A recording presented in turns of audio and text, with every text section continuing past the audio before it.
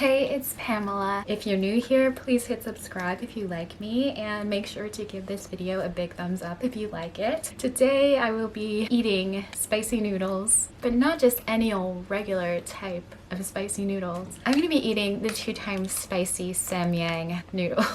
And the Scoville scale for these is 8,808. The regular ones are 4,404. Here they are. They smell the same as the other ones. They look the same. I actually cheated a little bit and put 2 slices of processed cheese in here. Hopefully that saves me a bit. I've never been so nervous to film a video ever. I'm just like, it's just food. If it's too hot, I could stop and fail the challenge, but it's not really the challenge because I've already put cheese in this. But I have 4 other packs of these. I'm not one of those mukbang channels who eats all 5 packets in one sitting. My stomach is not trained for that. It'll just be 1 pack at a time. All right, so let's get to this. Okay, I'm so scared.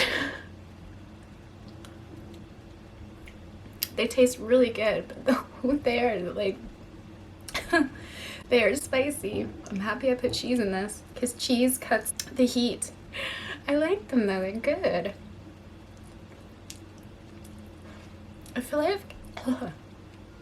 like I've eaten hotter food than this. I actually have the 1 chip challenge to do that has a really high Scoville rating. My mouth is watering, so I am terrified to do it. It's only 1 chip and I'll probably feel better, you know, in a few minutes after eating it. The challenge for that chip is you just wait a minute. I'm not sure what the challenge for this noodles are. I wonder if the challenge is just eating them really fast. So I think that would be really fun if I do a video like that with a friend of mine and see how they manage. So I'm doing all right. My tongue is hot. Also, if you guys want me to do more of the no talking, just eating videos, just let me know. What should I talk about? 'Cause you guys are just kind of watching me eat these noodles.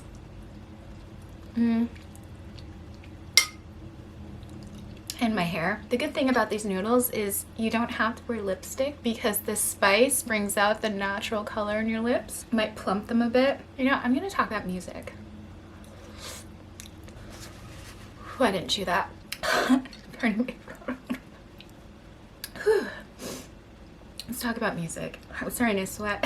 I was listening to Father John Misty before this, so maybe that's why music is on my mind, but I kind of want to talk about music that has influenced me in my life. Father John Misty is a huge one. The album Pure Comedy, I think, is perfect for our current times. If you listen to his lyrics, he's talking a lot about the world and the human condition, can I call it? And I think he says some pretty interesting things. And his songwriting process is pretty interesting too. And how I discovered him was on SNL. He's one of those artists that was instantly a favorite. My face is sweating. Another band that really influenced me was my first favorite band, actually, called Silverchair. When the song Tomorrow came out, I just burped. Me and my friends were like, I think they were like 16, and we were like, cute older boys back then. I think that band got really good, and then they just stopped making albums. I didn't listen to their last one. It's kind of a shame that they're not a band anymore. Last I heard, the drummer was still playing music. The bassist, I think, owns a restaurant in Australia, and the singer is still in music, but apparently he's gone through a lot in his life, and that would be expected from someone who was famous at such a young age and was very transparent with what they were going through as they were growing up.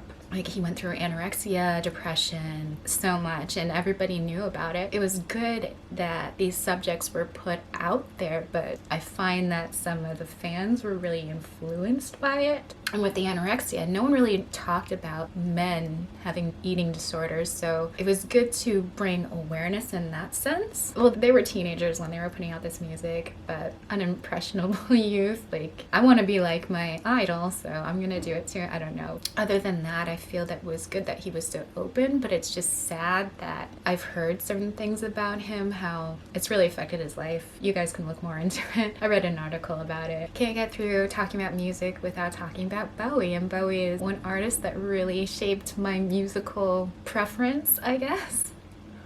All right, let's eat this. In a very unattractive manner.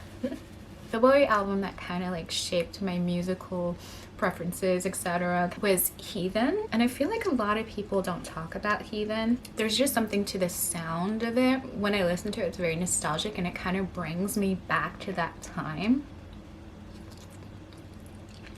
But I'm not gonna get too deep into any of this music or any of these albums because eating this is distracting and I'm sweating and it makes my mouth burn. I do like it. The consensus is I still enjoy these noodles, but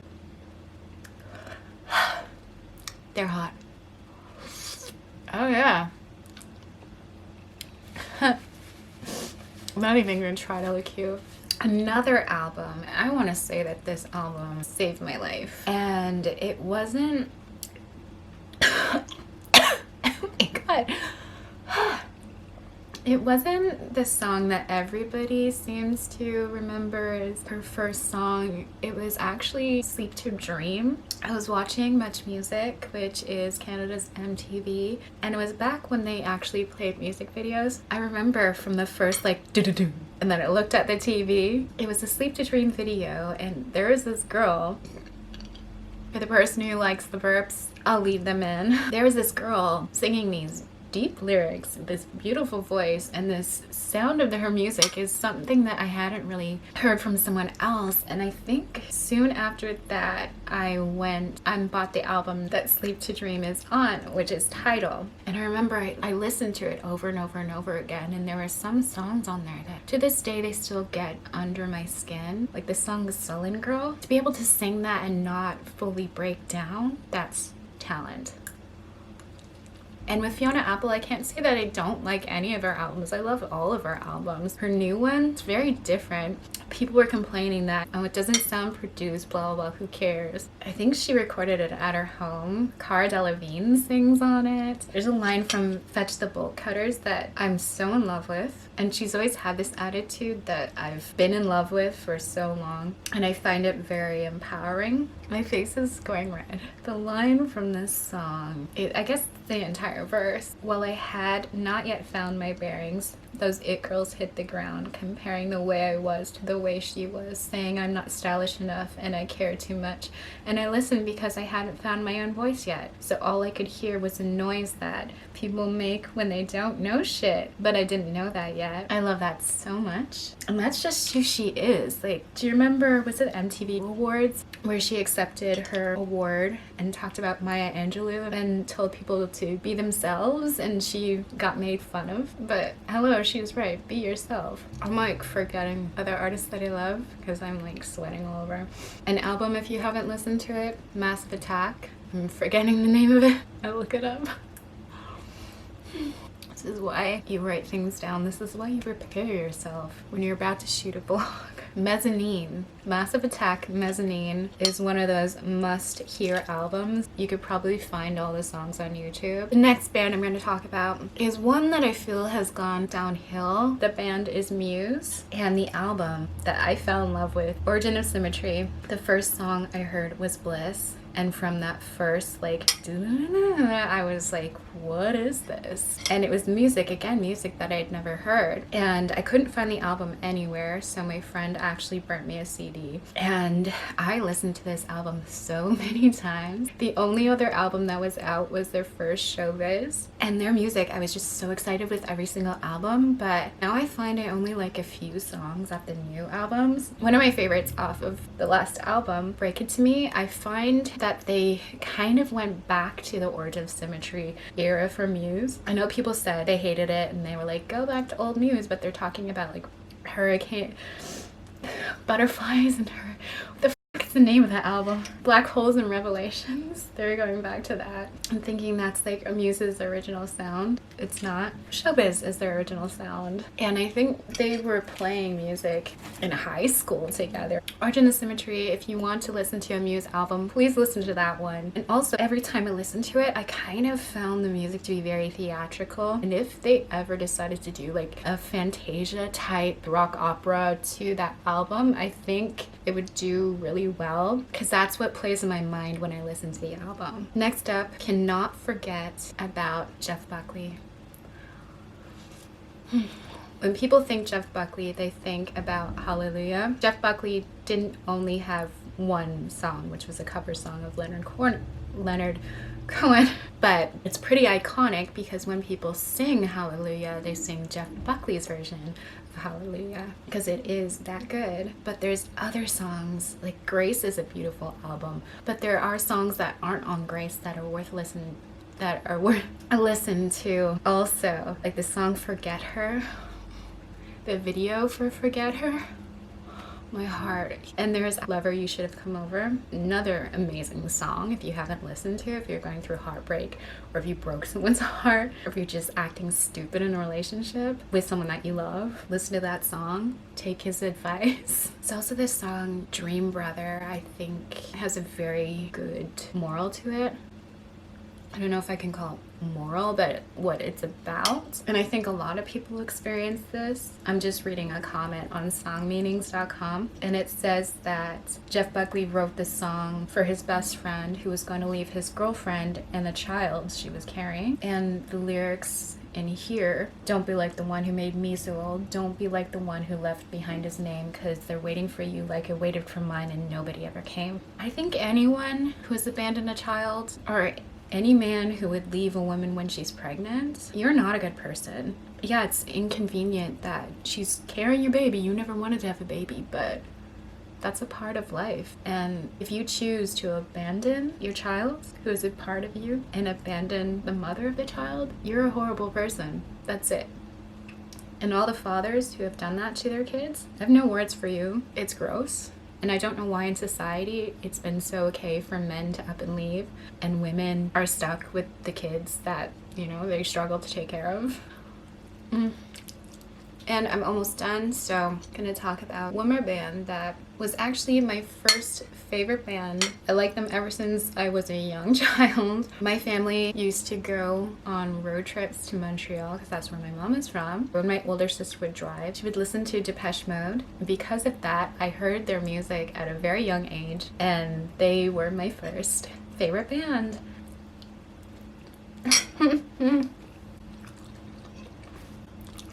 Already said, I'm not even trying to look cute. With Depeche Mode, they're still such a great band. They've been together for so long, like over 30 years they've been together. And I can't even go over my favorite songs. I have too many to really specify. Old music, new music, it's still really good. And they've kind of stayed faithful to the sound that they've always used. So they've been very, very consistent over the years too.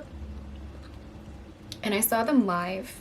Let's go back to Muse. Muse is amazing live, though their last tour with all the dancers, I found the dancers distracting, and the previous tour was a lot better. They had some cool effects on stage, but honestly, I like them as a band with just the stuff playing on the screen. They're good enough live that they don't need anything to entertain you because it's already entertaining because music is so good. Anyway, Depeche Mode. Years and years ago, after a really bad breakup I talked about the person. I'm not going to specify who it was, but because his management had the same management as Depeche Mode, he got really good seats for one of their shows in Toronto, and that was one of the best concerts I've ever seen in my life. I remember it was Martin Gore's birthday too, so he sang happy birthday to him. Depeche Mode is one of those bands that it's absolute perfection, and considering how old they are and how long they've been doing it, that is true talent right there. Anyway, this is the last bite. I didn't suffer as much as I thought I would. I'm sweaty. If you want a no talking, just eating video, let me know in the comments. And time to wrap this up. We are complete. Alright, so that was not nearly as bad as I thought it was gonna be. I survived the mild spicy noodle challenge. Well, it's still super spicy. I don't know how much spice the cheese cuts, but I feel like without the cheese, it'll be a different story, so we'll see. I have 4 other packs of these, so just let me know about the no talking video, and then I'll have 3 other packs after that, and I'm like, what am I gonna do with those? Yeah, so let's see. You'll probably be seeing more videos featuring these in the future, and that's everything. If you like this video, it was kind of rambly, I'm sorry. I'm also not speaking the best because my tongue is just, I'm just drooling because of the spikes. So if you like this video, give me a big thumbs up. If you like me and you stayed till the end, you have to subscribe. Please hit the subscribe button. I really, really appreciate it. It helps me out. It'll help you out because I'm here to entertain you. I'm gonna give myself too much credit right now, but if you're here watching, then I am entertaining you. If you are subscribed, then I am entertaining you, therefore not giving myself too much credit anyway. I think I'm gonna drink some water, and I hope you guys have a lovely day. That's everything. Thanks for watching.